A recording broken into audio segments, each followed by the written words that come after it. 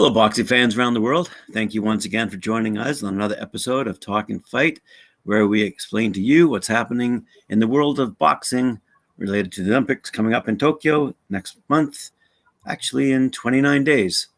So, Christian, what have you found out today?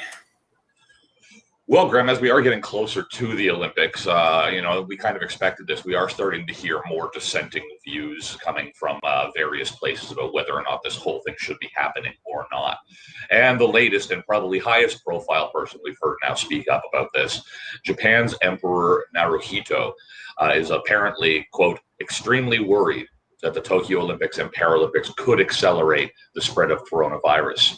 Now, this is according to the head of the Imperial Palace. He said that just earlier today. And keep in mind, we are allowed less than a month from the opening of the Games. So the Games will, of course, be bringing thousands of foreign athletes, officials, sponsors, journalists, and the like to Japan during a pandemic.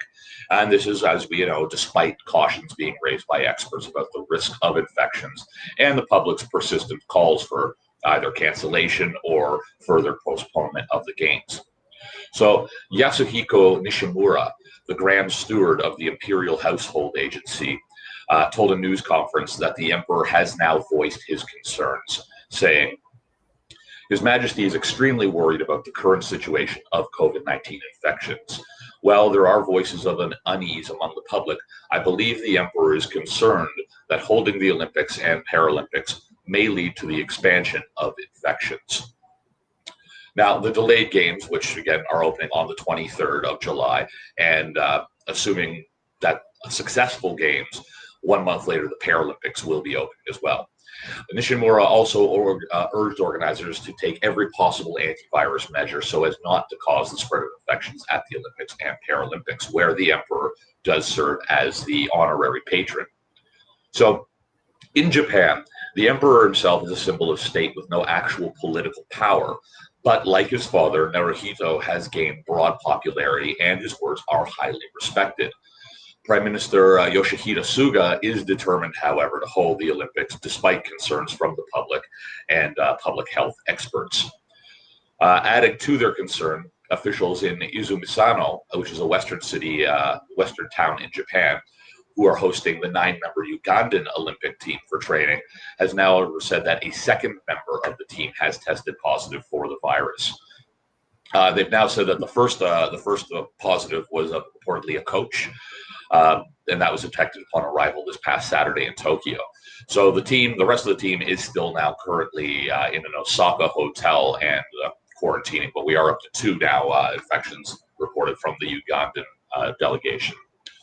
Suga had eased a third state of emergency in Tokyo that had been in place since late April and switched to less stringent measures, focusing mainly on shorter bar and restaurant hours. But experts said on Wednesday that infections were already bouncing back in the Tokyo region and could accelerate in the coming weeks.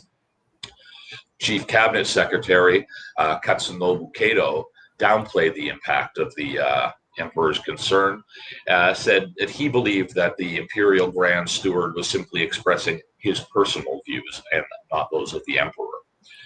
Now, the 61-year-old Emperor Naruhito also expressed his concern, though, about the pandemic in a speech at an academic awards ceremony on Monday, saying, in order to overcome this challenge, it is important for all of us in and outside of Japan to bring our hearts together and cooperate. So under the plan, before the 1-year postponement of the Games, Emperor Naruhito was scheduled to declare the start of the Olympics at the opening ceremony. But details, including his presence at the Games at all, are yet to be finalized at this point for the rescheduled Games, according to the palace. So we'll, of course, we'll keep bringing you updates on this one as we go forward. We'll see whether the imperial household has any direct connection with the Games moving forward, but that's a little in question at this point in time.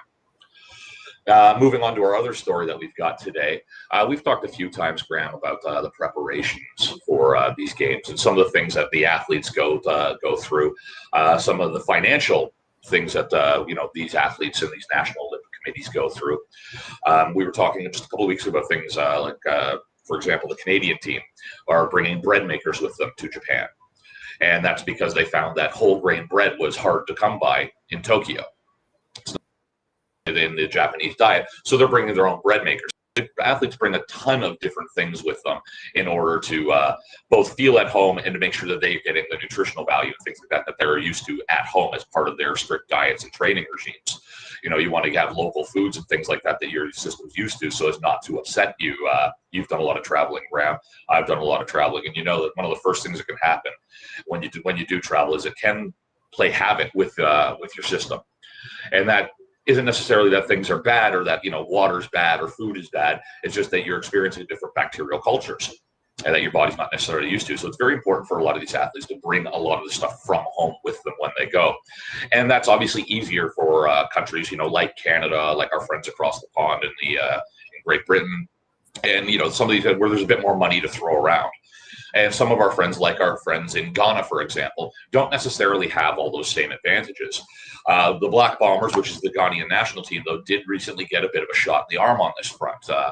On the online website, boxingafrica.com has now donated assorted food items to the national amateur boxing team, Black Bombers, to go towards their Olympic game preparation. Now, aside from food items, which are going to, just normally water, sports drinks, hot meals, an undisclosed amount of money was also presented to the team after their usual training sessions at the Buckham Boxing Arena in Accra. Speaking from his U.S. base last Tuesday, the chief executive officer of boxingafrica.com, Mr. Kenneth Buhari, called on the Bombers to take advantage of the Olympic platform to win medals for Ghana. Buhari explained that his outfit decided to support the team with food items to cushion the team as they prepare to depart the country for Tokyo next week. What he said was, "This is the biggest stage of your amateur career, and I expect you to take full advantage of the opportunity to win something big for Ghana. In this regard, I've decided to make a little donation to help cushion you during your preparations, and I hope it serves the purpose." Sorry. Now, receiving the donation, the head coach and AIBA three-star trainer for the Black Bombers, Kwesi Oflari Asare, thanked the leadership of boxingafrica.com and promised that the products and cash would be put to good use to prepare the team adequately for the upcoming Olympiad. Asare explained that the gesture would go a long way to help motivate the three qualified amateur fighters at the global showpiece. Asare said, "We are very grateful for the decision to come to our aid, and I am certain that the products and money will be put to good use. I believe that this will serve as motivation to the boys so that when they achieve something big at the Olympics, they will be fully prepared and rewarded." Ghana will be represented by three boxers at the upcoming tournament. That's namely going to be Sulemanu Teta, Samuel Taki, and Shakul Samed. The Bombers are scheduled to leave Ghana for Japan on the 1st of July in order to acclimatize to the weather in Tokyo before the commencement of the games on the 23rd, about 3 weeks after that. So, again, bit of a shot in the arm for the Ghanaians. Hopefully that helps them bring some local food, some local nourishment, as well as help pave their way a little bit, make their way a little bit more comfortable, I should say, on their trip to Tokyo and their stay in the Japanese capital. But that's what we've got for you today, looking around the rings, Graham. Bit of a short one today. I apologize, but that's what we've got. Long enough for the likes of me today, and I appreciate that. Thank you very much. Tomorrow being Friday, I guess we'll see you at 2 p.m. Eastern Daylight Time and on the panel as well. I will be there. Thank you.